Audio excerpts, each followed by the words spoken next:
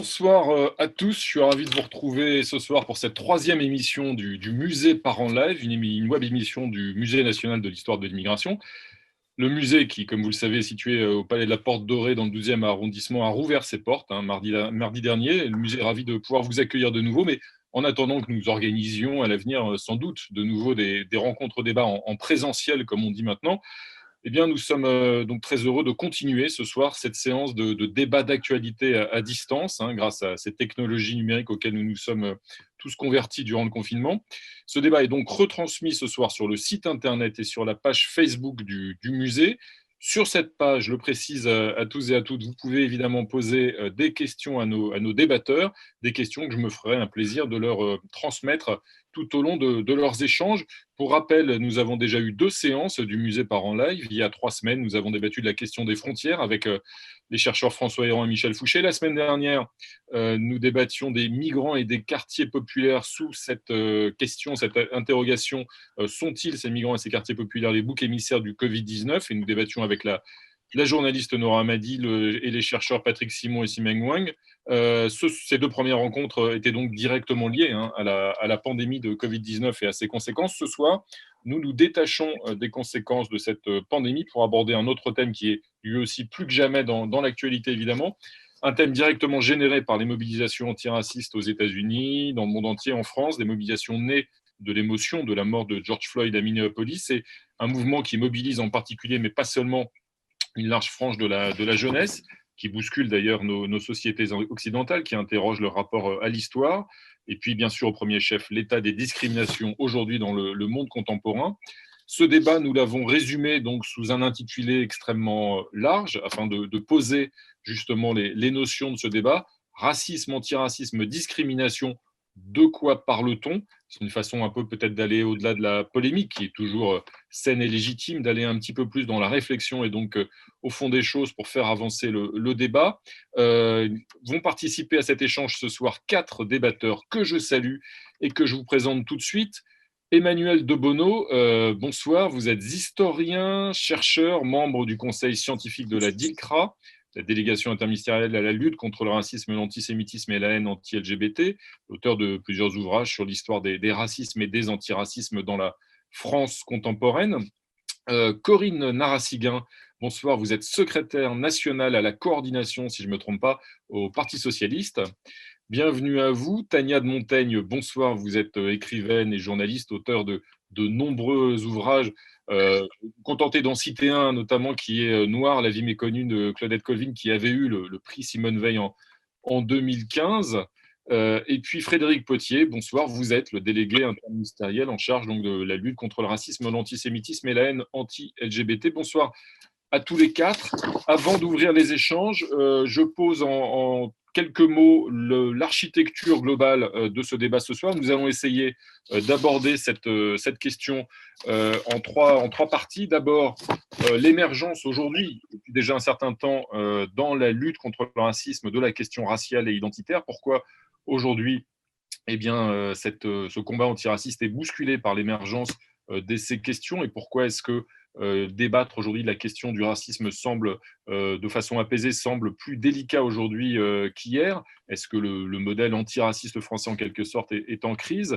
Dans un deuxième temps, nous essaierons de nous pencher sur la question du décrochage éventuel aujourd'hui des associations antiracistes classiques, traditionnelles, et des partis politiques par rapport à de nouveaux publics qui viennent les contester, peut-être les bousculer et parfois les dépasser.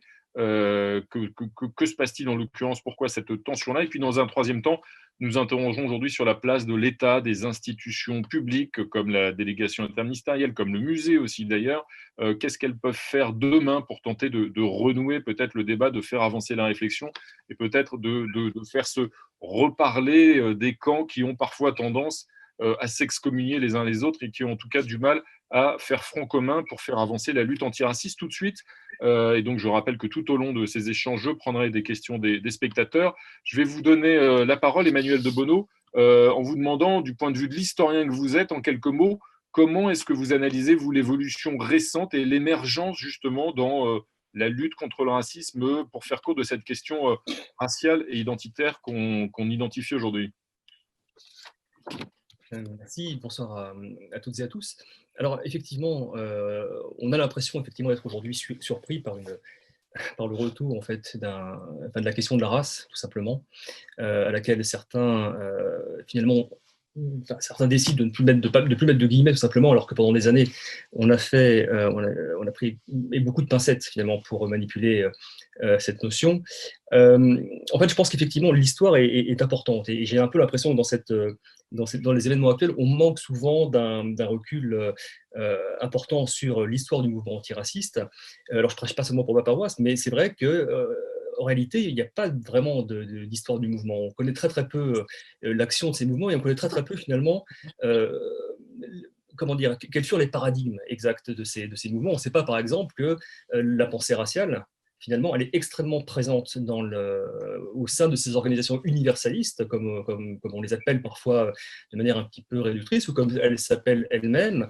Je pense par exemple à la LICRA, ou ce qui fut dans les années 30 la LICA, ou le MRAP, né dans les années 49, né pardon, en 1949, et qui fut effectivement la deuxième grosse organisation venue dans le paysage antiraciste. Et c'est vrai que jusque dans les années 50, 60, et même au-delà, finalement, la race est toujours très très présente dans les discours.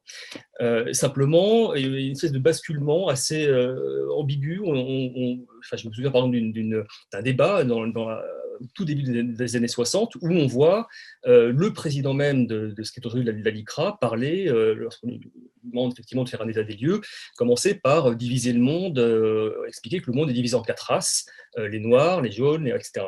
Donc, et on est longtemps après la Deuxième Guerre mondiale, on est après les travaux de l'UNESCO qui ont été importants justement pour faire des mises au point à ce sujet-là, etc. Ce que je veux dire par là, c'est qu'en fait, il y a des traditions, il y a une filiation finalement par rapport à cette notion de race qui revient aujourd'hui au galop. La différence, c'est qu'effectivement aujourd'hui, elle est assumée plus directement par un certain nombre de chercheurs, elle est effectivement arrivée finalement dans le terrain des sciences humaines et sociales au début des années 2000. Et puis, elle est utilisée aussi comme notion pour combattre directement le racisme, étant entendu qu'évidemment, ce n'est pas une notion qui se situe sur un plan biologique, mais c'est une notion sociologique. On considère en fait le construit social qu'est la race. Malgré tout, ça pose effectivement un certain nombre de problèmes, ça pose des contradictions au sein même de la lutte antiraciste, puisqu'effectivement, manipuler la race, c'est explosif, pour faire très court. Tania de Montaigne, comment est-ce que vous expliquez justement l'évolution de ce débat? Et c'est vrai que la résurgence, la réapparition, l'utilisation de ce concept de race qu'évoquait Emmanuel de Bono, y compris dans une frange du mouvement antiraciste. Ben, ce que c'était bien de se remettre dans l'histoire, parce que souvent on a l'impression que tout est dissocié en fait, mais effectivement tout ça c'est quand même un trajet. Et je crois moi que le fait d'avoir beaucoup tourné autour de l'idée de ne pas vouloir dire la couleur des gens, de essayer de s'organiser avec des mots qui pourraient dire une personne, mais pas vraiment. Il y a eu tout un trajet, en fait, qui donnait l'impression que cette couleur ne pouvait pas être dite. Et je crois que ce qu'on voit là, c'est vraiment la résurgence de ça, c'est-à-dire c'est l'idée de j'ai dû ne pas exister pendant un certain temps, et un effacement en fait qui donnait l'illusion qu'en fait être français c'était en gros être blanc et catholique, et que voilà il y avait une sorte comme ça. Puis après il y avait des personnes de couleur, donc moi j'étais beaucoup de couleur, mais on ne sait pas laquelle. Et puis ce que je pouvais constater, en fait, il y avait des gens qui étaient blancs, mais visiblement qui eux n'étaient pas de couleur en fait.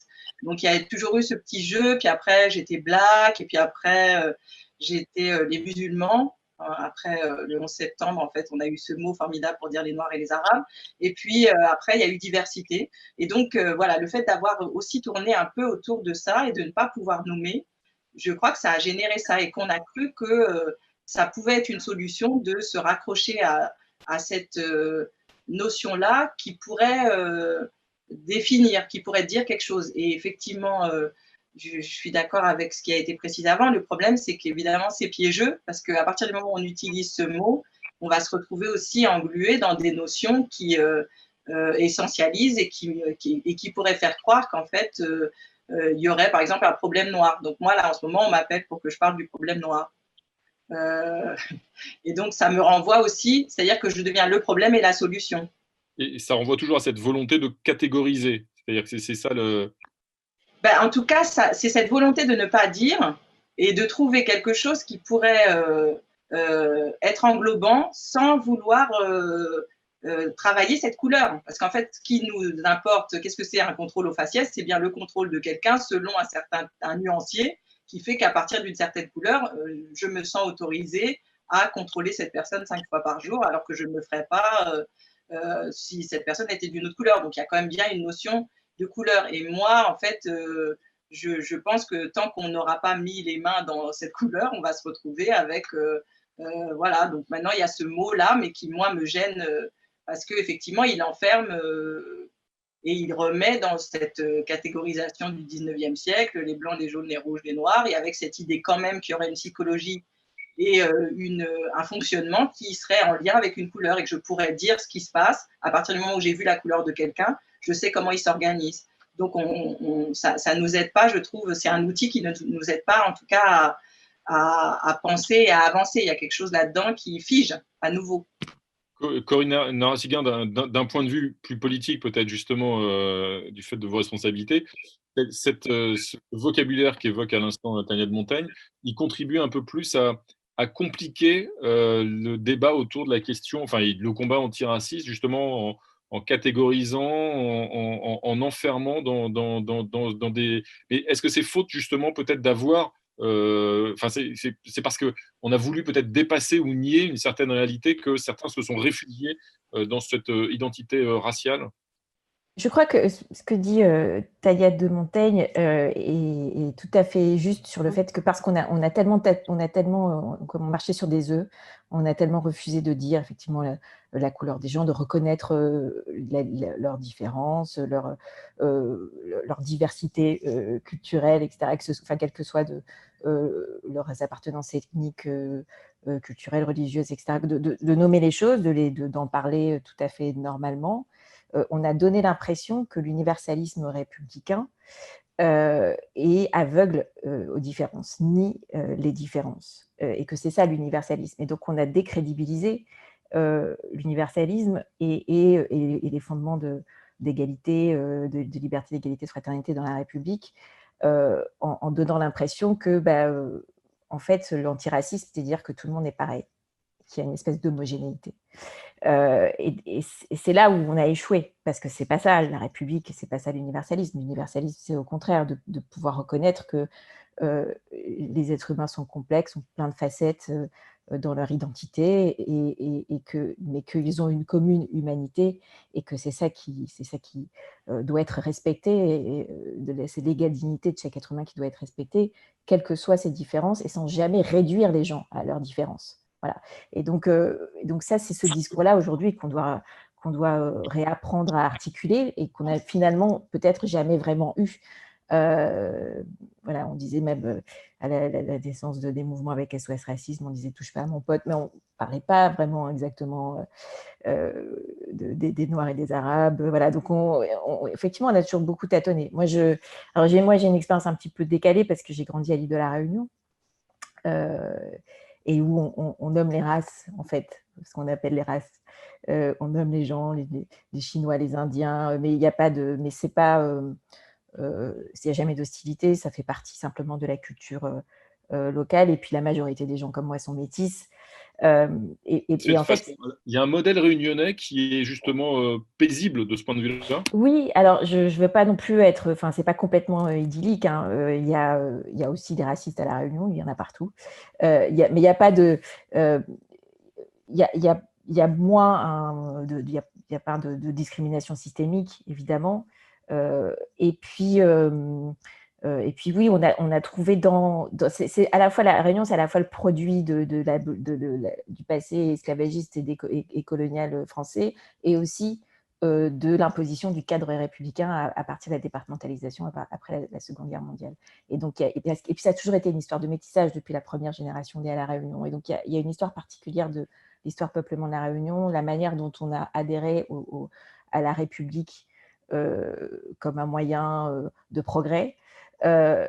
Ceci étant dit, les échecs aujourd'hui de la République en termes aussi de cohésion sociale de chômage de masse qui continue chez les jeunes, de problèmes économiques, d'inégalités qui persistent, fait que même à La Réunion, même avec cette histoire-là, on voit aujourd'hui des replis communautaristes qui sont inquiétants. Et Frédéric Potier, sur cette notion de l'universalisme qui, comme l'expliquait Corinne Narassiguin, peut-être aussi parfois, parce que c'était une définition qui apparaissait peut-être conceptuelle ou éloignée de la réalité, pour certains publics, on considérait que l'universalisme républicain visait à tous calquer tout le monde sur le même modèle et à nier donc la réalité de la diversité.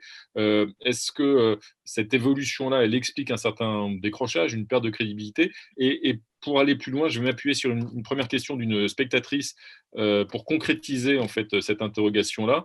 C'est une question de Cathy qui pose une question donc, sur la page Facebook du musée, puisque je rappelle que vous êtes tous invités à le faire. Elle voudrait vous demander, à vous, Frédéric Potier, et je poserai la même question d'ailleurs aux autres intervenants, en tout cas ceux qui veulent intervenir, l'intérêt des statistiques ethniques en France ou pas. Est-ce que c'est un outil qui pourrait aider à la lutte contre le racisme et peut-être justement à mettre des mots sur des réalités au-delà de ce concept d'universalisme républicain. Frédéric Potier. Alors, merci de cette question. Je crois qu'on est déjà dans les questions dures. Simplement, pour revenir un tout petit peu sur ce qui vient d'être dit, moi je crois que ce sujet est compliqué parce qu'il renvoie au fond à la question de l'identité et des identités. Et moi, je plaide pour assumer le fait que nous soyons tous des citoyens, des personnes humaines avec des idées complexes, multiples. On n'est pas uniquement une couleur de peau, on n'est pas uniquement une religion, on n'est pas uniquement une orientation sexuelle. On est tout ça à la fois. Et moi, j'aime bien le terme de millefeuille identitaire. Et pour reprendre le titre d'un ouvrage de Tania de Montaigne, moi, je crois que ce qui est très dangereux, c'est à la fois l'assignation et l'essentialisation. Qu'on vous met dans une case et qu'on vous y enferme. Et c'est un petit peu le danger, je crois, des statistiques ethniques. D'abord, peut-être il faut rappeler que ces statistiques ethniques, elles ne sont pas nécessaires pour bien mesurer les discriminations et les inégalités. Quand vous prenez toutes les publications du Défenseur des droits, quand vous regardez les études trajectoire et origine de l'INSEE et l'INED, vous pouvez parfaitement mesurer qu'il y a des mobilités sociales qui sont contrariées. Vous pouvez parfaitement mesurer les discriminations pour les personnes dont les parents sont originaires de l'étranger. Vous pouvez parfaitement avoir sous les yeux des formes de harcèlement ou d'inégalité liées à la religion. Et donc, tout ça pour dire que je ne suis pas certain qu'on en ait besoin pour lutter contre les discriminations. Et dans les autres pays où ils existent, d'ailleurs, je ne suis pas certain que ce soit l'existence de ces statistiques qui permettent de réussir bien ce combat-là. Donc voilà, moi, à la fois sur le principe, je suis contre parce que je pense que c'est enfermer, c'est mettre dans les cases et au fond, c'est renforcer le mal qu'on veut combattre. Et à la fois, je crois qu'on n'en a pas besoin. Et je crois que quand on regarde très objectivement toutes les publications scientifiques sur ces sujets-là, on voit bien qu'on a un problème lié au logement, on voit bien qu'on a un problème lié à l'emploi, et on voit bien qu'il y a un sujet sur les contrôles d'identité.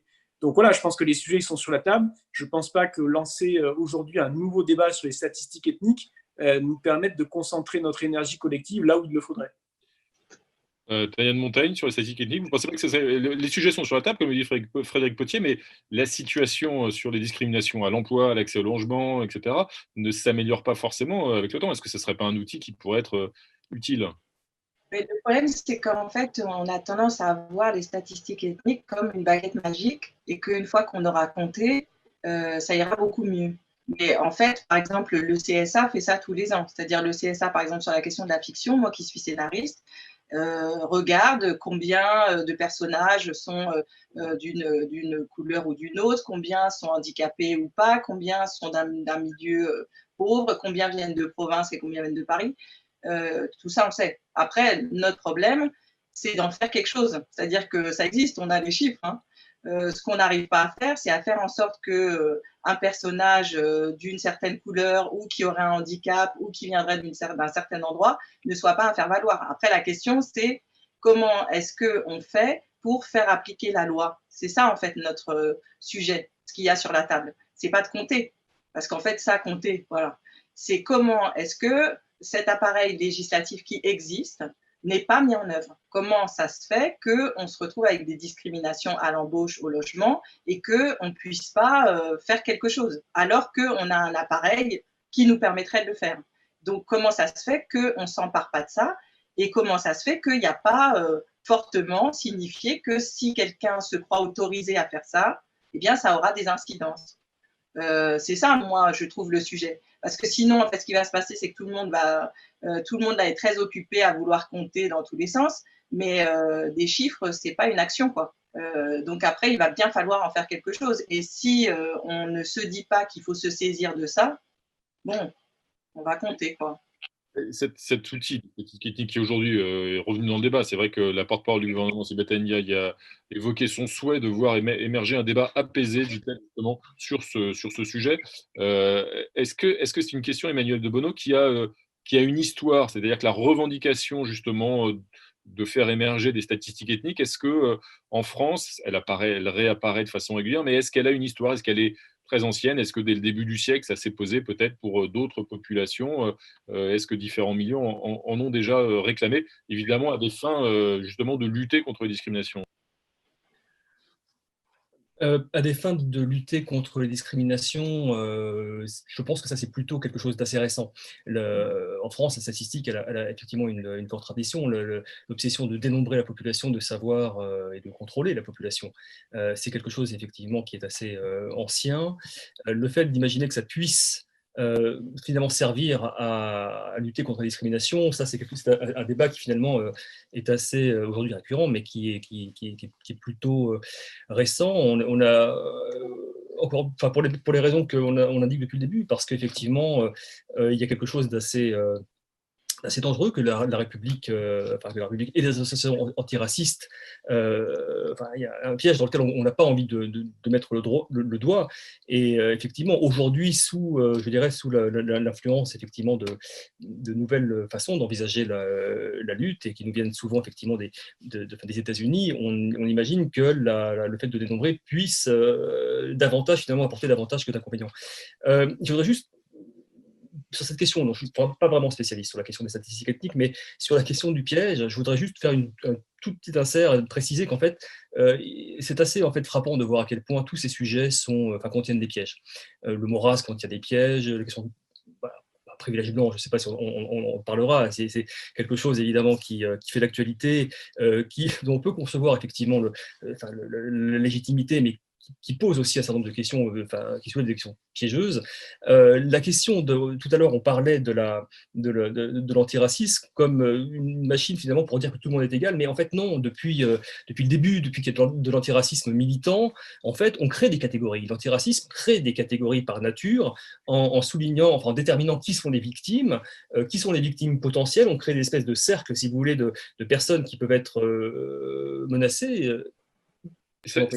Ça veut dire, si je vous suis bien, Emmanuel de Bono, que selon les périodes historiques, selon les moments, il y a, même dans la lutte antiraciste, la tentation de hiérarchiser des moments où certains sont plus victimes que d'autres. Ah mais oui, évidemment.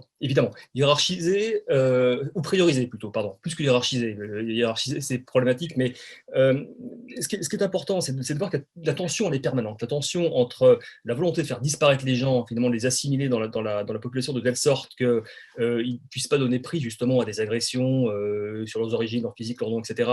Ça, c'est constant. Et puis, dans le même temps, en fait, pour lutter contre les préjugés, on va valoriser, finalement, aussi les cultures. Le droit à la différence, c'est quelque chose qui a envahi finalement aussi la rhétorique des organisations antiracistes à partir des années 70, jusqu'à créer l'antiracisme différentialiste, dont on a vu qu'à travers l'absolutisation des différences, on pouvait effectivement aboutir à des situations un peu quasiment de séparatisme communautaire. Donc il y a quelque chose qui est toujours présent finalement dans toute cette histoire, et qui aujourd'hui donne l'impression finalement de s'exacerber à travers la question d'identité.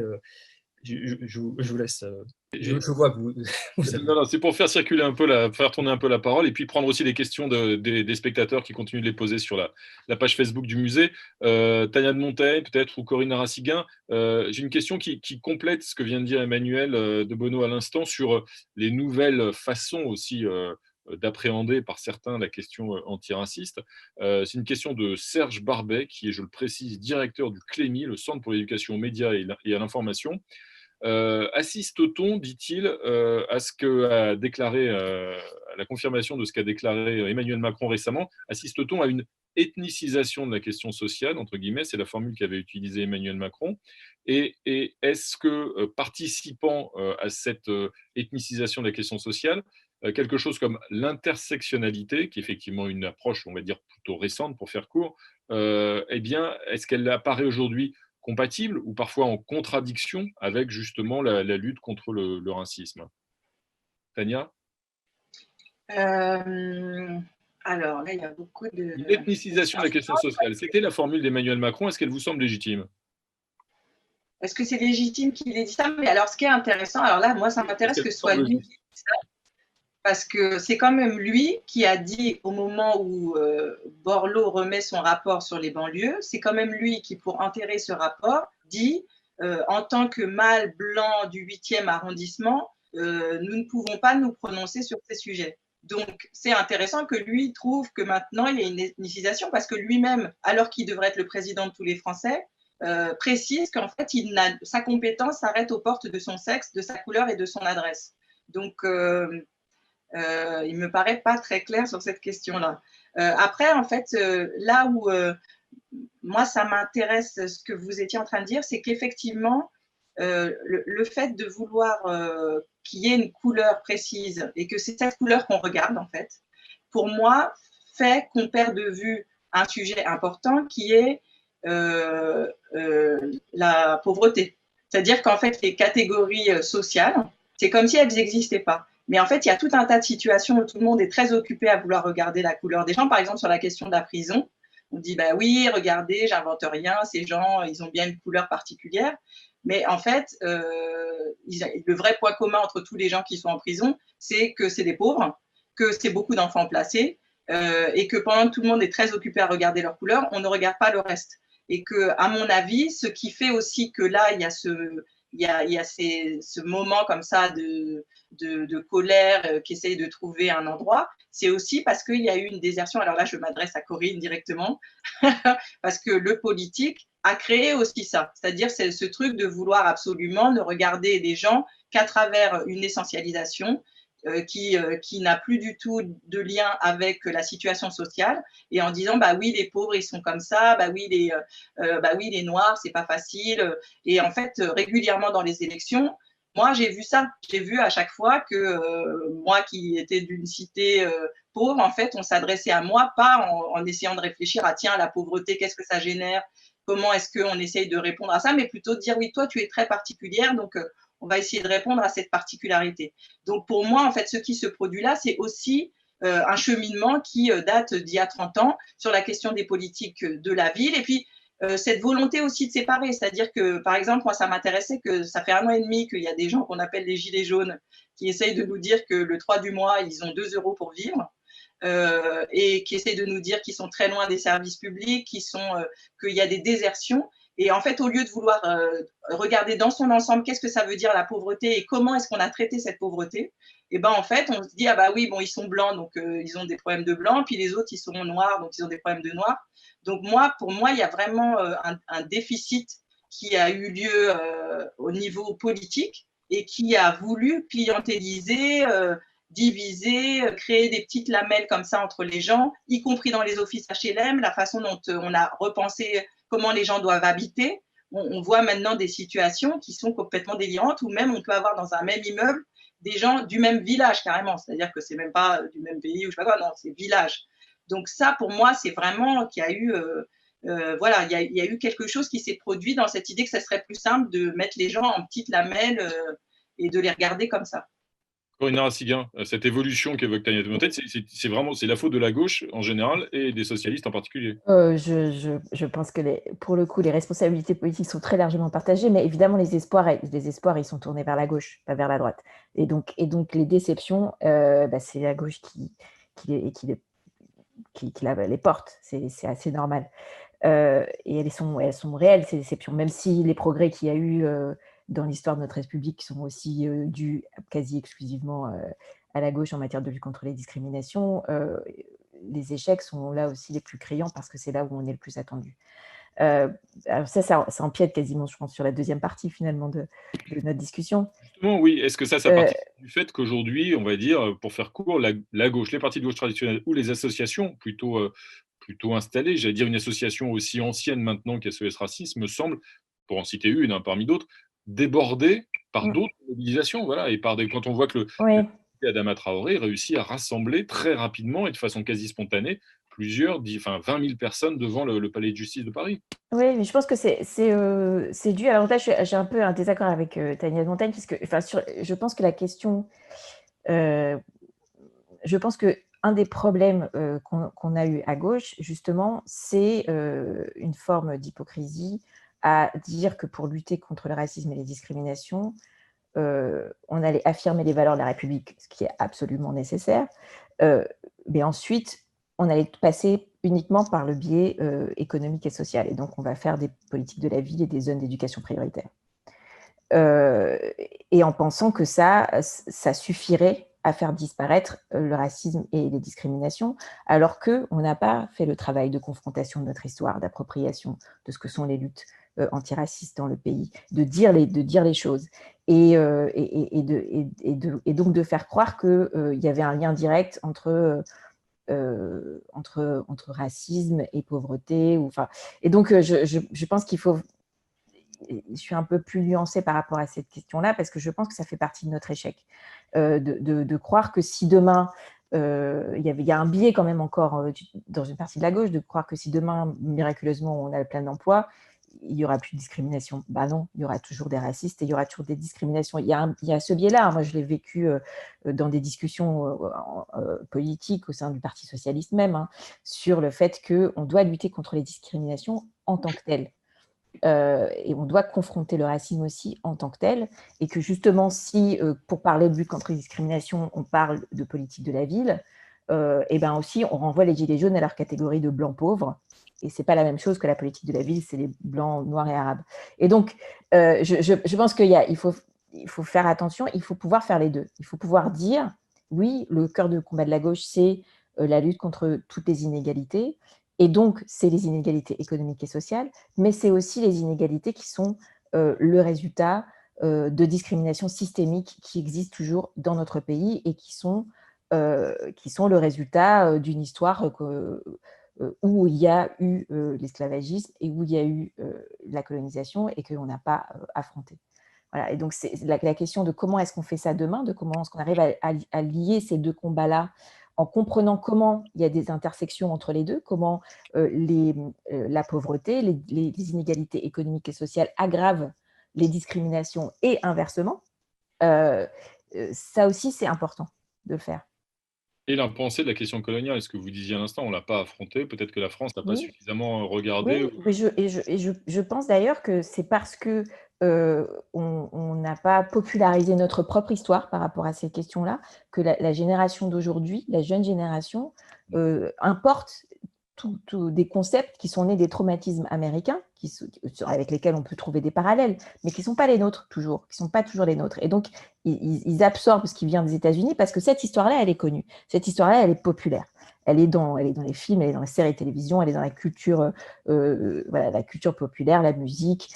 Et donc, ils s'approprient des concepts et ils les plaquent sur leur vécu français parce qu'il n'y a pas une appropriation de ce qu'est notre histoire à nous.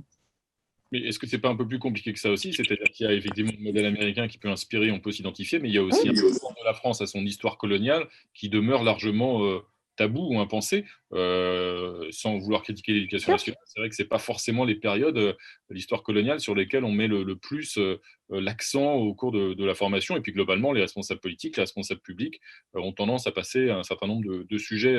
Oui, bien sûr, il y a un silence. Bien sûr, les politiques n'osent pas en parler, n'osent pas aborder cette question. Et il n'y a jamais eu non plus, du coup, dans la politique publique, une volonté aussi de populariser cette histoire dans les actions du ministère de la Culture, dans les actions du ministère de l'Éducation nationale. Parce que même si ça s'est amélioré quand même au fil des années, l'enseignement de notre histoire aussi dans ses aspects les plus sombres, c'est pas complètement assumé. Et puis surtout, il faut regarder aussi à quel âge on le fait. Il n'y a pas toujours des maturités aux âges où on le fait pour comprendre quelles sont les conséquences encore dans la structure de la société aujourd'hui de cette histoire-là. Et donc le fait qu'on puisse prolonger ce débat au lycée et puis ensuite dans l'enseignement supérieur et aussi dans la culture populaire, de pouvoir faire la différence entre apprendre des dates par cœur et pour avoir des bonnes notes et comprendre quels sont les mécanismes qui persistent dans la société, c'est pas la même chose, c'est pas le même travail d'histoire. Frédéric Potier, peut-être d'où viennent alors justement ces nouvelles franges de la jeunesse qui se mobilisent, qui apparaissent, qui arrivent dans le débat, qui bousculent justement les partis ou les institutions, les associations plus traditionnelles. Et pour compléter ma question, je vais prendre une question posée sur la page Facebook du musée, une question de Martine Cohen, qui est sociologue au CNRS et qui reconnaît, comme vous l'avez dit, qu'il y a des mots évidemment qui sont piégeux, mais qu'au-delà de ça, qui se demande si sur le fond, justement, il y a aujourd'hui une excommunication ou un fossé entre deux camps qui empêcherait d'avancer ensemble, ou est-ce qu'il y a des alliances, dit-elle, sur le fond, qui peuvent être envisagées concrètement, y compris avec une partie du mouvement antiraciste qui utilise un vocabulaire racisé. Est-ce qu'il y a un dialogue, des alliances qui peuvent être envisagées concrètement, Frédéric Potier? Je ne sais pas si actuellement on a un climat suffisamment calme et apaisé pour pouvoir ce type de débat. Enfin, je vous réponds en toute franchise. On a tendance à opposer deux types de mouvements associatifs. Il se trouve qu'en fait, ils ne font pas exactement la même chose, ils ne font pas exactement le même travail. C'est-à-dire que pour bien côtoyer les militants, les bénévoles de SOS Racisme, de la LICRA, du MRAC, de la Ligue des droits de l'homme, par exemple, ils passent beaucoup de temps dans les collèges, ils passent beaucoup de temps dans les lycées, ils passent beaucoup de temps à organiser des débats, des événements culturels, etc. Ce n'est pas exactement la même chose que l'organisation de moments de soutien, par exemple, sur Adama Traoré. Les premiers militants que vous évoquez, Frédéric Potier, la première famille de militants, ils sont beaucoup moins nombreux dans la rue. Ils sont moins dans la rue, mais ils sont présents toute l'année. C'est souvent, il faut le dire aussi, beaucoup de retraités, mais qui donnent du temps, et tout ça, c'est très respectable, évidemment. Donc moi, je ne veux pas forcément les opposer. Je dis simplement que c'est peut-être des types d'engagement très différents, avec des milieux sociaux très différents, avec aussi un rapport à l'émotion qui est très différent. Et donc, je pense que nous, on a peut-être tendance à intellectualiser évidemment beaucoup ces débats et à vouloir schématiser et mettre dans des cases et mettre dans des silos. Et je crois que la réalité est plus complexe et que certains de ces vieilles associations antiracistes peuvent effectivement défiler dans la rue, mais c'est aussi eux qui font le soutien aux victimes, c'est eux qui accompagnent les victimes dans les commissariats, ceux qui font des formations, ce qui n'est pas forcément le cas d'autres collectifs qui vont être plutôt présents ponctuellement sur un moment de rassemblement et pas tout au long de l'année. Mais ces nouveaux collectifs ne sont pas plus représentatifs, selon vous, aujourd'hui, en tout cas aux yeux d'une frange de la jeunesse qui se reconnaît davantage en eux? Ils sont peut-être plus représentatifs sur le moment, dans un moment d'émotion lié à un fait d'actualité qui est la mort de George Floyd, qui a ému tout le monde, qui a traumatisé tout le monde. Après, est-ce que pour autant, ils sont davantage représentatifs? Ça, je ne sais pas. Ils sont forcément plus attractifs sur le moment, oui, ça, je veux bien le concéder. Est-ce que sur la durée, ils sauront s'installer et contribuer durablement à la lutte contre le racisme? Je ne sais pas, la question est ouverte. Daniel Montaigne, comment est-ce que vous expliquez, vous, ce décrochage quand même entre une partie du milieu antiraciste traditionnel, association plus ancienne, plus installée, ou parti politique, avec cette jeunesse qui se mobilise, alors peut-être sous le coup de l'émotion, et évidemment elle a été planétaire cette émotion après la mort de George Floyd, l'émotion qu'évoquait à l'instant Frédéric Potier, mais en tout cas qui se mobilise de façon durable, déjà depuis plusieurs semaines, et massive. C'est aussi qu'elle ne se retrouve pas, cette jeunesse, dans ces institutions-là et dans ces partis-là. Je pense qu'il y a aussi quelque chose sur le fait que, enfin, moi, je ne mettrais pas les associations et les partis aux mêmes endroits, en fait, parce que ce n'est pas les mêmes actions ni les mêmes fonctions. Je pense qu'elles ont aussi un mode d'action qui travaille effectivement moins. Je pense que les moyens qu'ils mettent en œuvre de communication, par exemple, je pense que les associations traditionnelles, elles ne travaillent pas du tout avec les mêmes outils, en fait. Et effectivement, elles sont sur du temps long, elles sont sur de l'accompagnement juridique, sur un travail au sein des écoles. Elles n'ont pas du tout le même, ni la même fonction, ni les mêmes moyens d'action. Et leur direction est différente. Donc, je pense que c'est deux choses. Après, ce qui serait intéressant, c'est qu'effectivement, cette mobilisation qu'on voit, elle puisse trouver des outils pour continuer à être active sur des situations du quotidien, parce que c'est ça qui va nous intéresser. Quand là, j'écoutais avec attention ce que disait Corinne, en fait, sachant que moi, je n'oppose pas l'idée qu'il faille enseigner l'histoire avec l'idée qu'il va falloir s'occuper vraiment profondément de ce que ça veut dire que la pauvreté, quelle que soit la couleur des gens d'ailleurs. Mais je pense que par exemple sur la question de l'histoire, sur la question de la transmission, il y a plein de choses à faire en fait. Donc je pense que là, ce qui est intéressant, c'est qu'il y a un moment avec effectivement plein de gens qui d'ailleurs en général ne se mobilisent pas. Hein, ils viennent d'arriver là. Et ce qui va être intéressant, c'est de trouver comment est-ce que cette énergie, elle peut continuer à s'exercer sur ce sujet-là pour le faire avancer. Moi, c'est ça que je trouve intéressant et que je trouve qu'on a quelque chose à produire là avec cette énergie, parce qu'il y a une volonté qui est celle de faire en sorte que la question du racisme soit posée clairement et qu'on regarde comment est-ce qu'on peut la contrer. Voilà, et utilisons cette énergie, parce qu'a priori, ça, là, je suis d'accord avec la question qui était posée. Oui, je crois qu'il y a une volonté de fond, en tout cas de ces 20 000 personnes qui étaient dehors. Elles disaient bien qu'il y avait quelque chose qu'elles avaient trouvé insupportable dans l'idée de réduire quelqu'un à sa couleur. Et très bien.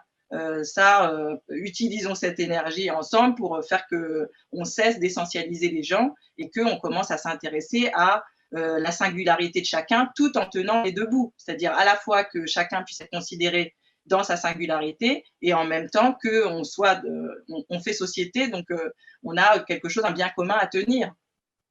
Emmanuel de Bono, utilisons cette énergie, dit Tania de Montaigne, cette énergie jeune, puissante, massive, on le voit, et qui ne se reconnaît pas, encore une fois, en tout cas, qui conteste en tout cas la légitimité des acteurs plus historiques de la lutte antiraciste. Alors, juste pour reprendre un tout petit peu le sujet en amont, puisqu'on parlait de à la fois d'un échec et puis peut-être d'un renouveau qui reste hypothétique. Hein. Je pense qu'il faut être assez prudent sur ce à quoi on assiste. Je crois qu'il faut quand même resituer ce à quoi on assiste au sujet des associations antiracistes, que ce soit la LICRA, le MRAP, la LDH ou SOS, dans un cadre plus général de la crise du militantisme et d'une forme aussi de dépolitisation, de désaffection militante, avec en fait des associations qui n'ont pas réussi véritablement à aller chercher la jeunesse aussi dans les quartiers, parce qu'elle avait aussi, je crois, une forme de logiciel antiraciste qui était un petit peu rouillé, qui était certainement encore très très impacté par la tradition antifasciste, et qui ne répondait pas du tout aux problématiques du quotidien, de ce que vivent très concrètement une partie de la population à travers la discrimination. Et ça, on pourra en parler peut-être, je crois, par la suite, à travers Que faire, et notamment à travers les musées. Je sais que souvent, pour lutter contre le racisme, on a recours à des Seconde Guerre mondiale, on prend une période de persécution, on dispose d'un tel exemple et on pense qu'effectivement ça peut s'appliquer à toutes les histoires et à toutes les expériences. Évidemment, c'est bien plus compliqué que ça. Lorsqu'on parle de l'antisémitisme, il y a des dynamiques particulières. Lorsqu'on parle du racisme anti-noir, il y a des dynamiques particulières, il y a des histoires particulières. Et c'est aussi le fait d'avoir voulu tout amalgamer aussi dans une espèce de même, avec des mécanismes identiques, qui fait que les associations antiracistes traditionnelles se sont un petit peu cassées le nez. Et puis, je voudrais aussi dire que casser le nez, c'est aussi une notion qui est un petit peu complexe. On parle beaucoup de l'échec des associations antiracistes. Je crois que, si on parlait de l'écologie, je ne sais pas si on pourrait vraiment imputer aux associations, aux partis écologistes, la situation de l'environnement aujourd'hui sur la planète. Le racisme, l'antisémitisme, sont quand même des phénomènes qui sont parmi les plus complexes. On voit bien à travers l'exemple justement du vocabulaire à quel point c'est compliqué, à quel point c'est ambigu, ambivalent, etc. On voudrait que des associations qui parfois comptent, je ne sais pas, 1 à 3 permanents maximum, puissent véritablement résoudre des problèmes aussi profonds que les problèmes des banlieues, les problèmes de la mondialisation, du chômage, de la crise économique, etc. Je pense qu'il y a vraiment une espèce d'illusion. Souvent, ces associations, pardon, c'est un mot qui est dur à dire pour moi, sont accablées véritablement elles n'ont pas réussi finalement à sauver le monde et à bannir le racisme. Évidemment, c'est compliqué. Alors aujourd'hui, il y a cette mobilisation 2.0, parce que je pense qu'il faut aussi la resituer dans une économie des médias assez particulière. Et si vous allez voir le compte de la LDH, du MRAP ou de la LICRA, bon, il y a des abonnés, mais c'est quand même pas non plus le même, ça soulève pas le même entrain des personnes qui sont connectées. Donc effectivement, c'est pas étonnant non plus que ça transite par là. Tania de Montaigne, est-ce qu'effectivement, est-ce que cette jeunesse ou ces nouveaux militants, plutôt que de les voir peut-être parfois comme des concurrents ou j'allais dire des adversaires, pas des adversaires, en tout cas des concurrents, voire des adversaires éventuellement, est-ce qu'en même temps, ils peuvent enrichir la mobilisation justement et renouveler ces associations qui ne sont pas encore forcément, ou qui ont peut-être des fois un peu de mal à être 2.0, comme le disait Emmanuel de Bono Bah oui, moi je pense que il y a une vraiment là dans ce que je vois, dans ce que j'entends. Là en fait juste avant, je faisais un méga zoom avec des lycéens et c'est eux qui m'ont contacté. Donc je crois qu'il y a un truc là. Donc c'est ce truc-là moi qui m'intéresse et c'est pour ça que je pense vraiment qu'il faut utiliser cette énergie et cette sincérité de se dire comment dans mon pays se passent des choses et qu'est-ce que je peux faire. C'est à ça qu'il faut répondre. Parce qu'en fait, si on n'y répond pas, de nouveau, on va générer une sorte de sensation d'impuissance en se disant, bon, voilà, c'est ailleurs, voilà. Et on va passer à côté du fait que c'est aussi une question de citoyenneté. Donc, si on s'en empare pas, ça ne va pas se faire tout seul. Le principe des droits humains, c'est qu'il faut qu'il y ait des gens pour les incarner, sinon ça ne marche pas. Est-ce que selon vous, Tania, ce nouvel antiracisme plus jeune, on va dire qui est né de l'émotion d'ailleurs, ce qui est pas du tout péjoratif, qui limite pas du tout sa capacité, au contraire, mais en tout cas c'est une force motrice évidemment l'émotion. Est-ce qu'il n'est pas aussi dans le reproche à l'endroit de l'ancien antiracisme installé, peut-être plus intellectualisé, est-ce qu'il ne lui reproche pas de ne pas avoir fait justement, de ne pas avoir accompli le combat qu'il devait avoir mené, ou est-ce qu'on peut marier les deux, c'est-à-dire ces jeunes antiracistes qui sont en particulier dans la rue, est-ce qu'on peut les amener à aller écouter la DICRA quand la DICRA va dans les écoles ou sous les préaux? Comment moi, ouais, est-ce qu'ils reprochent? S'ils le font, en tout cas, ils sont dans leur âge. Le principe des jeunes, c'est quand même de reprocher à la génération d'avant d'être naze, sinon c'est qu'ils ne font pas leur boulot. Donc ça. C'est lié aussi à l'état des discriminations aujourd'hui. C'est-à-dire que c'est le fait est que. Il y a quand même cette idée qu'à chaque fois qu'une génération émerge, elle dit à ceux d'avant, qu'est-ce que vous avez foutu, quoi. Donc, elle le fait, elle est dans son rôle, très bien. Après, effectivement, nous, ce qu'il faut leur envoyer aussi, c'est qu'est-ce que vous avez foutu, ok? Mais vous, qu'est-ce que vous faites? Donc voilà, c'est là que, effectivement, ce que disait Emmanuel, savoir si cette indignation qui fait que, bon, je sors, je clique, j'aime pas sur mon ordinateur, et puis voilà, je vais à une manif, est-ce que ça, on peut faire en sorte que ça soit pris dans quelque chose de plus concret, de plus incarné, et plus sur le long terme, parce que évidemment, la question du racisme, c'est une question qui nous traverse depuis quand même plusieurs siècles, et c'est sûr qu'on ne va pas la résoudre juste en faisant une manif et en disant c'est dégueulasse, les Noirs, ils sont sympas, il ne faut pas les tuer, quoi. C'est sûr que si on ne va pas plus loin que ça, il ne va pas se passer grand-chose non plus, quoi. Frédéric Potier, pourquoi est-ce que ces deux antiracismes ne collaborent pas aujourd'hui et s'affrontent plutôt? Parce que je pense qu'il y a des querelles d'ego, il y a des querelles de vocabulaire, il y a des historiques politiques différents, et comme l'a très bien dit Tania, il y a aussi une tentation qui est très naturelle, très humaine, de dire nous, on va faire beaucoup mieux. Donc ça, moi, je le comprends. Mais au-delà de ces questions d'ego et ces questions de personnes, je pense que ce mouvement, il traduit aussi une forme d'intolérance tout à fait forte et bienvenue d'ailleurs dans la lutte contre les discriminations et les discours et les actes de haine. C'est parce qu'aujourd'hui on a des jeunes qui ne supportent pas le racisme, qui ne supportent pas les discriminations, la haine, l'homophobie, qu'il y a justement aussi ces manifestations. C'est un peu le paradoxe de Tocqueville, c'est-à-dire qu'à mesure qu'on progresse sur ces questions-là, eh bien, les écarts à la norme, les écarts à ce qui nous semble normal nous semblent insupportables. Et si aujourd'hui, il y a toutes ces affaires aussi qui sortent dans la police et la gendarmerie, c'est précisément parce qu'il y a des jeunes policiers, qu'il y a des jeunes gendarmes qui ne supportent pas des propos qui étaient complètement acceptables ou banalisés il y a 10-15 ans. Et donc, voilà, moi, je ne veux pas être complètement défaitiste. Je pense qu'aussi le moment que l'on vit est aussi une forme de progrès. Et ça, ce n'est pas spécifique à la France. Je pense que les réactions qu'on a pu voir de la police américaine, la police dite blanche américaine, témoignent aussi d'une conscientisation, d'une prise de conscience qu'il faut saluer. Donc la question, elle est plutôt là. Elle est comment on va plus loin et comment on réduit l'écart entre des pratiques qui nous semblent insupportables et l'idéal que nous souhaitons tous. Emmanuel de Bono, d'un mot, le fait que ces pratiques sortent justement et que cette indignation émerge, ça peut être aussi un signe encourageant, même si c'est difficile.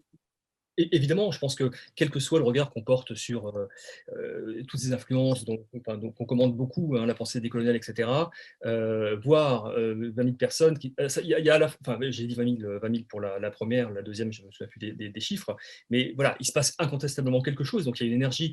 Je crois que Tania l'a dit, il y a la question de voilà, et qu'est-ce qu'on fait après? Et c'est vrai qu'on peut être frappé actuellement aussi par l'absence, quelque chose qui donne un peu l'impression d'une absence de consistance au niveau de la structure.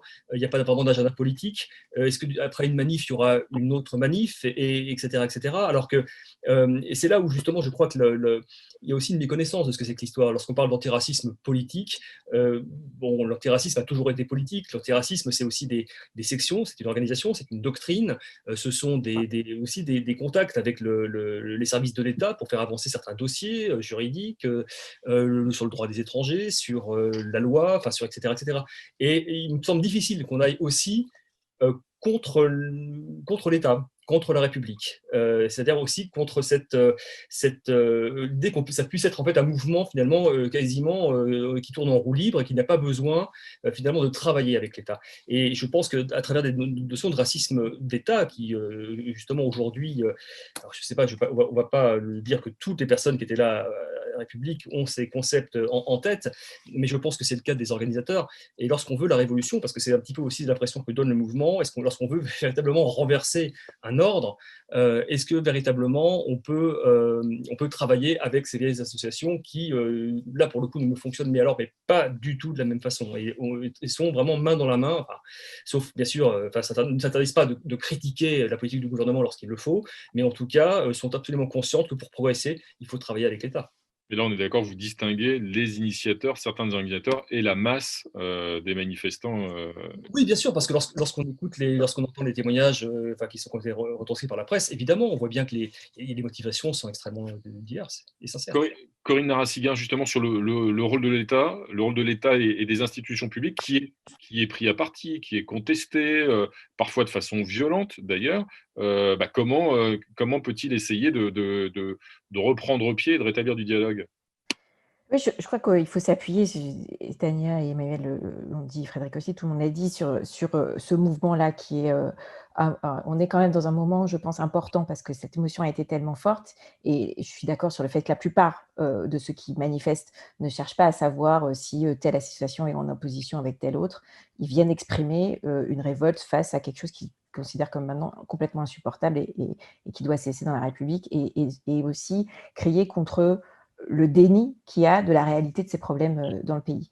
Et donc, la responsabilité, je crois, des politiques d'abord, et aussi ensuite, du coup, des institutions, c'est de reprendre ce cri-là, mais d'en faire quelque chose, parce qu'on peut pas, on va pas résoudre les problèmes à coups de cris et de manifestations. Elles sont nécessaires, elles permettent d'amorcer quelque chose, mais il faut après avoir la réflexion, il faut après avoir les propositions, et il faut lier toutes ces différentes mouvances, parce qu'aujourd'hui, c'est comme ça à la société. Alors, elle est souvent beaucoup dans l'émotionnel, c'est aussi comme ça, c'est aussi le résultat des réseaux sociaux, des discussions en 280 signes. Enfin, on a quelque chose qui parfois facilite le conflit, le simplisme, et donc il faut retrouver des endroits où on peut avoir des discussions. Et donc ça, c'est le rôle aussi des musées, des institutions culturelles, et au niveau politique, au niveau de l'État, au niveau des collectivités territoriales, c'est comment est-ce qu'on refait le lien avec le terrain, avec les acteurs de terrain, les acteurs culturels, les acteurs associatifs, les gens qui sont dans le suivi juridique. Je suis tout à fait d'accord avec ce que disait Tania sur le fait qu'on a un arsenal législatif qui est très complet aujourd'hui, qui peut-être encore amélioré, mais dans l'ensemble, on a un petit peu arrivé au bout. La question, c'est comment est-ce qu'il s'applique. Et le problème, c'est que les gens ne voient pas la loi appliquée. Et donc, comment est-ce qu'avec le terrain, on rend l'application de la loi réelle et qui produit des effets? C'est ça qui est devant nous aujourd'hui. Il y a la lutte contre les discriminations aujourd'hui, vous le dites. Puis il y a aussi, on le voit hein, dans le mouvement actuel, la volonté de déboulonner des statues, de débaptiser des rues ou des endroits. Il y a aussi un rapport aux origines, à l'histoire et à l'histoire de la colonisation aussi, qui n'est peut-être pas suffisamment assumé par l'État, par la République. Oui. Est-ce que ça, c'est, y compris d'ailleurs en partie, en tout cas l'histoire d'immigration, c'est évidemment le rôle du Musée national de l'histoire de l'immigration. Et au-delà de ça, est-ce qu'il faut imaginer des expositions, un discours public Bien sûr, oui, il faut des expositions, il faut un discours public, il faut une visibilité, il faut une vulgarisation aussi dans la culture populaire, parce qu'on sait bien aussi que les expositions dans les musées, malheureusement, ça ne va pas diffuser dans toute la société. Et donc, il faut la multiplication de ce type d'initiatives. Il faut qu'on puisse avoir un débat sur. Enfin, moi, je suis contre l'idée qu'il y ait 50 personnes en colère parce qu'ils ont des clés à molette et une corde qui puissent aller décider tout seuls qu'on va déboulonner des statuts. C'est pas comme ça qu'on va faire avancer le débat et qu'on va résoudre les problèmes du racisme. Par contre, on peut avoir des discussions parce que, sur qu'est-ce que c'est que la différence entre l'histoire, la mémoire et l'hommage, et qu'à partir de là, on puisse prendre des décisions sur est-ce qu'il y a des statues qui doivent être sorties de l'espace public pour être mises dans des musées, est-ce qu'il y a des salles qui doivent être rebaptisées, ou est-ce qu'on peut simplement justement continuer ce travail de pédagogie en ajoutant des plaques pour que les gens comprennent mieux pourquoi il y a telle statue à tel endroit. Enfin, il y a un travail qu'on peut faire dans les écoles, dans les milieux culturels, dans la culture populaire, à la télévision, voilà, dans l'argent public qu'on met pour produire des œuvres. Il y a quand même des choses qui peuvent être faites pour permettre à chacun l'appropriation de cette histoire et la compréhension de la réalité des problèmes aussi, qu'on ne soit pas que dans un prisme historique, on soit aussi dans un prisme qui est que vivent les Français aujourd'hui. Quelles sont les difficultés auxquelles ils font face et en quoi est-ce que c'est structuré par notre histoire? Tania de Montaigne, justement sur ce rapport à l'histoire, parce que l'instauration d'une journée de commémoration, j'allais dire, en tout cas autour de la question de l'esclavage, c'est pas très ancien, hein, la reconnaissance, justement, l'instauration en France. Est-ce que la question ne se pose pas aussi autour de la colonisation? On se souvient que pendant la campagne présidentielle, Emmanuel Macron en Algérie avait d'ailleurs qualifié la colonisation en Algérie de crime contre l'humanité. Est-ce que ça ne montre pas là qu'en tout cas, il y a peut-être quelque chose à faire? Et pour compléter la question, Tania, je prends une dernière question de spectateurs sur la page Facebook. Il y en a malheureusement beaucoup, donc je n'ai pas pu toutes les prendre, mais une question de Mina. Comment interprétez-vous les actions contre les statues en ce moment, justement? Est-ce qu'elles font partie de ces nouvelles formes de lutte antiraciste, Tania de Montaigne? Moi, je les mettrais plutôt, elles font partie en tout cas de l'expression d'une exaspération. Elles font partie de cette envie de dire ça suffit en fait de faire comme si rien n'avait eu lieu. Donc après, là où je suis d'accord avec Corinne, c'est que c'est-à-dire si on remplace un effacement par un autre, on ne va pas avancer. C'est-à-dire si on part du principe que l'esclavage a été aboli, on n'en parlera plus jamais, ça y est, on fait comme si ça n'avait pas eu lieu. La colonisation, on décolonise, ça y est, c'est terminé, on fait comme si ça n'avait pas eu lieu. Et qu'en réponse à ça, on fait, tiens, je prends cette statue et cette part de l'histoire, je fais comme si elle n'avait pas eu lieu. En fait, le problème n'avance pas. Ce qu'il nous faut maintenant, c'est retisser ces bouts d'histoire, en fait, parce qu'on a la sensation que tout est dissocié. Et donc, il va falloir réassocier et il va falloir remettre des mots sur des silences. C'est ça qu'il faut qu'on fasse. C'est-à-dire qu'il faut que chaque chose qui a été tue, montrée comme justement pour ne pas qu'il y ait quelque chose de honteux qui nous apparaisse, c'est ça qu'il faut qu'on fasse. Et ce travail-là, il est nécessaire parce que tous ces silences-là, mis bout à bout, se rappellent à nous.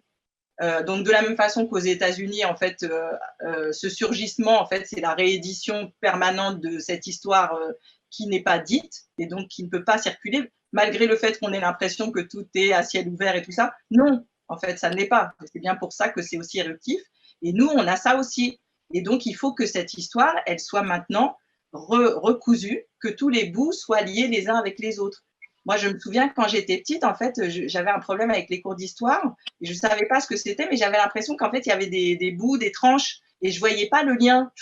Et un jour, quelqu'un a fait ça pour moi, un prof, et d'un coup, c'est devenu miraculeux. C'est-à-dire que j'ai compris pourquoi on allait d'un point à un autre, pourquoi il y avait ça. Bah oui, on avait décidé ça. Ah oui, d'accord, voilà. Mais c'est ça, en fait. C'est-à-dire que tant qu'on n'aura pas remis le cours de l'histoire et qu'on ne se sera pas réinséré dedans, on va se retrouver avec des manifestations. Alors, bah oui, on fait tomber des statues. En fait, on s'aménage, on réécrit, on réinvente, alors qu'en fait, il faut juste qu'on dise. Voilà. Il faut que ce silence-là, il ait des mots. Et je pense qu'effectivement, quand ce travail va être fait de retissage dans les manuels d'histoire, quand on va pouvoir voir au long cours ce que c'est que l'histoire, ça va nous éclairer aussi sur aujourd'hui. Justement, Emmanuel de Bono sur l'histoire, la nécessité de recoudre, comme disait Tania de Montaigne. Aujourd'hui, on dit voilà, Tania de Montaigne, il faut recoudre les morceaux les uns avec les autres. Il faut aussi faire un travail explicatif. On a entendu ça plutôt que de déboulonner des statues. Il faut faire un travail explicatif. Mais je prends une question posée sur la page Facebook. Est-ce qu'en même temps, nous aurions évoqué la nécessité justement de mettre des plaques explicatives si un certain nombre d'activistes n'étaient pas allés déboulonner des statues. C'est-à-dire que c'est là un moyen pour eux d'interpeller les politiques, et il n'y en a pas d'autre que ces actions qui sont de fait médiatisées et assez efficaces, elles nous amènent à nous poser ces questions et à envisager effectivement ce travail explicatif, historique complémentaire. Bien sûr, l'action coup de poing, elle fait parfaitement partie de l'attirail des militants antiracistes de tout temps. Alors je suis désolé, c'est pas du tout pour tirer vraiment dans le passé, c'est juste pour montrer que il n'y a pas que de la nouveauté. Je veux dire, dans les années 30, il y avait des militants qui allaient dans les cinémas où on projetait des films qui venaient d'Allemagne, d'Allemagne hitlérienne, mais pas forcément des films de propagande, juste pour saboter la séance, pour balancer des boules puantes, etc. Et dans l'espoir, effectivement, de conscientiser. Oui, effectivement, l'action coup de poing, elle peut avoir un sens. Le problème, c'est qu'il ne faut pas donner l'impression quand même de se comporter, je vais utiliser un mot terrible, mais comme des talibans. C'est-à-dire que il y a une forme aussi de destruction aveugle dans la mesure où, quand on détruit, si vous voulez, d'un côté Victor Schœlcher, qui a été l'abolitionniste, enfin qui a, comment dire, aboli le code noir, et en même temps, enfin quelques semaines après, on réclame la destruction de la statue de Colbert, qui est la personne qui l'a inspiré. On voit bien qu'il y a une espèce de méconnaissance aussi de l'histoire, de ces fils complexes. Et je pense qu'en fait, l'effacement de l'histoire et de la mémoire sont les dernières choses à commettre. Il faut absolument travailler cette complexité, cette densité historique. Donc, il faut plaider en faveur, effectivement, de l'intelligence. Je pense qu'il y a des actions symboliques qui peuvent tout à fait être impressionnantes dans l'espace public, mais je crois que ces formes de radicalité qui conduisent véritablement à ce qu'une bande de personnes décide vraiment d'aller tendre des corps autour d'une statue et de la détruire, c'est l'effet le plus terrible sur l'opinion publique. On ne peut pas imaginer qu'on puisse véritablement créer du lien, créer du commun avec ce type d'action lorsqu'on sait le pouvoir symbolique. Alors on peut entendre, il faut discuter, ça se discute. Il y a eu dans le passé, il y a une rue Alexis Carrel, promoteur de l'eugénisme, qui a été débaptisée dans le 15e arrondissement, mais ça a fait l'objet de délibérations en conseil municipal, il y a eu un vote, etc. Et la rue est devenue la rue Jean-Pierre Bloch. Voilà, mais c'était pas des personnes qui sont arrivées et qui ont détruit. Enfin, voilà, il faut absolument, je crois, rester dans une certaine mesure si on veut être audible et si on veut avancer. Frédéric Potier, le rôle justement de l'État, des institutions, d'une délégation comme la DILCRA, quand vous êtes face à ces actions coup de poing, justement, comment reprendre la main, j'allais dire, en tout cas renouer du dialogue, et avoir peut-être une action plus positive et plus fédératrice. Est-ce que vous en avez encore les moyens ? Je crois qu'on en a les moyens, je crois qu'on le fait presque tous les jours. Quand on voit ce qui a été fait à Nantes, quand on voit ce qui a été fait à Bordeaux, j'étais moi la semaine dernière à Massy, où il y a une statue qui est magnifique d'ailleurs de Toussaint Louverture. J'étais en contact avec le maire de Sarcelles, où il y a un buste d'Aimé Césaire. Moi, je préfère qu'on rebaptise ou qu'on refonde la statue du général Dumas qui a été détruite par les nazis pendant l'occupation, plutôt qu'on essaye de déboulonner des statues. C'est vrai que le sujet de Colbert est compliqué parce que c'est évidemment un des auteurs du Code noir, mais il n'a pas fait que ça. C'est aussi un des pères de l'économie politique, de l'administration, etc., etc. Et je ne dis pas ça pour excuser du tout ce qu'il a fait. Simplement, ce n'est pas un général confédéré. C'est ça qu'il ne faut pas plaquer Ces derniers jours, Frédéric Potier, vous seriez allé à Bordeaux, à Nantes ou à Massy s'il n'y avait pas eu ces actions coup de poing dont on parlait à l'instant? Tout ce qui a été fait à Nantes, à Bordeaux et à Massy est arrivé bien avant ces stratégies de déboulonnage de statuts. Et lorsque on crée la Fondation pour la mémoire de l'esclavage, sous François Hollande, avec Jean-Marc Ayrault comme président, et avec le soutien très actif de Christiane Taubira et Lionel Zinzou, c'est le fruit des années et des années de militantisme, de débats, d'échanges. Ce n'est pas une action coup de poing. Alors, je ne nie pas l'efficacité médiatique de ce genre de choses. Simplement, je dis que ce n'est pas ça uniquement qui permet de changer les choses. Corinne Narassiguin, est-ce que la gauche, justement, elle aussi, est-ce qu'un parti, j'allais dire aussi vieux que le PS, a un rôle encore à jouer de ce point de vue-là? Et quel rôle aussi vous attribuez les uns et les autres à une institution comme le Musée national de l'histoire de l'immigration? On a évoqué beaucoup la mémoire, l'histoire, la nécessité peut-être de se repencher. Qu'est-ce que peut assumer comme mission une institution comme celle-là? Alors, sur le Parti socialiste, je pense justement parce qu'on a une longue histoire qui est très liée à l'histoire de la construction de la République, on est peut-être un des partis à gauche qui a le plus de responsabilité aussi à entraîner tout le reste de la gauche et tout le reste du pays dans ce débat-là et dans des prises de position beaucoup plus fortes. Mais oui, bien sûr, le musée de l'immigration mérite d'être beaucoup plus connu, beaucoup plus mis en valeur dans les institutions Mais on se souvient françaises. précisément qu'un ancien président de la République avait eu beaucoup de mal à le reconnaître et encore plus à l'inaugurer puisqu'il ne l'avait pas fait. Donc on voit bien que la République, même à la naissance de ce musée, bien a eu sûr, beaucoup de mal. parce que effectivement, il reste, mais je pense que on a un changement générationnel aussi dans les personnels politiques, heureusement, qui fait qu'il y a aussi des évolutions par rapport à ces questions et sur le besoin de s'approprier notre histoire. Au Parti socialiste, il se trouve que moi-même, étant numéro 2 du parti et ayant une connaissance directe des conséquences, étant un produit de cette histoire de colonisation, et Olivier Faure aussi, c'est un métis, voilà, donc il a aussi cette conscience directe qui fait qu'on n'a pas besoin de lui expliquer, ce qui est quand même, voilà, ce qui facilite un petit peu les choses. Il y a une compréhension qui est beaucoup plus forte, et ce n'est pas uniquement une question générationnelle, il y a une compréhension beaucoup plus forte quand même dans le Parti socialiste et à gauche, même si effectivement à gauche, il y a des approches différentes sur cette question-là.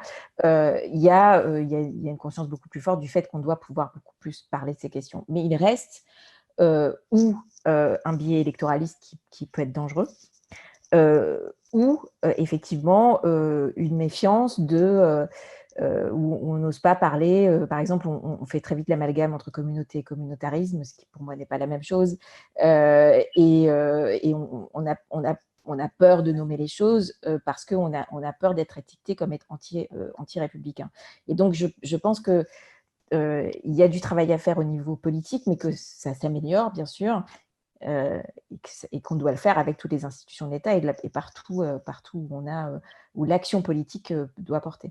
On arrive presque au terme. Peut-être un mot, une minute de conclusion, Tania de Montaigne, peut-être justement sur est-ce que la période actuelle, qui est à la fois intense, souvent assez clivante en tout cas, et tendue sur ces sujets de la lutte antiraciste, de la lutte contre les discriminations, est-ce que malgré les affrontements ou les concurrences, on peut avoir une lueur d'espoir demain sur la façon de justement, est-ce que c'était comment dirais-je, une mutation aussi qui est peut-être un peu brutale à surmonter, mais qui peut faire avancer ces combats-là?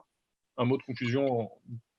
Oui, moi, je reste quand même dans l'idée que c'est pas si clivé que ça. Si on parle des 20 000 personnes qui étaient dans la rue, c'est pas si clivé que ça. C'est-à-dire, l'idée, c'est ça n'est plus supportable. Et moi, je crois qu'il faut rajouter à cette phrase, maintenant, voilà ce qu'on va essayer de faire. Donc, réfléchissons à qu'est-ce qu'on fait pour que ça n'existe plus ou que ça existe moins ou que, en tout cas, on ne considère pas que c'est normal. Et je crois que sur ça, tout le monde est à peu près d'accord sur cette idée que ça n'est plus supportable. Qu'est-ce qu'on peut faire pour que ça bouge? Donc, ce surgissement-là et cette idée de j'ai envie de m'emparer de ce sujet-là, moi, je crois que très bien. Emparons-nous de ce sujet-là, mais faisons-le. Merci Tania. Ce surgissement, cette énergie, effectivement, peuvent accoucher du meilleur, en tout cas, emparons-nous de ce sujet et agissons. Vous disiez, vous rappeliez qu'il y a un arsenal législatif aussi qui n'est pas forcément toujours mis en œuvre. En tout cas, merci beaucoup à tous les quatre d'avoir participé ce soir à ce débat. On arrive au terme, on a même largement dépassé l'horaire imparti, mais c'était passionnant. Merci à tous les quatre. Merci à tous ceux qui ont posé des questions sur Facebook. Malheureusement, il y en avait énormément, donc on n'a pas pu du tout tous les prendre toutes ces questions. Donc j'espère que vous ne vous êtes pas trop frustrés pour ceux qui n'ont pas vu leurs questions à l'antenne. Et puis merci évidemment à toutes les équipes du musée qui ont organisé cette session du musée par en live. La prochaine, eh bien, c'est mercredi prochain, le 24 juin, à 18h. Nous nous retrouverons pour un quatrième débat. Nous reviendrons dans une problématique liée à la pandémie avec un quatrième débat le mercredi 24 juin à 18h qui sera intitulé « Migrants et Covid-19, sommes-nous tous égaux face au virus ?» Point d'interrogation. Bonne soirée, merci à tous et à la semaine prochaine.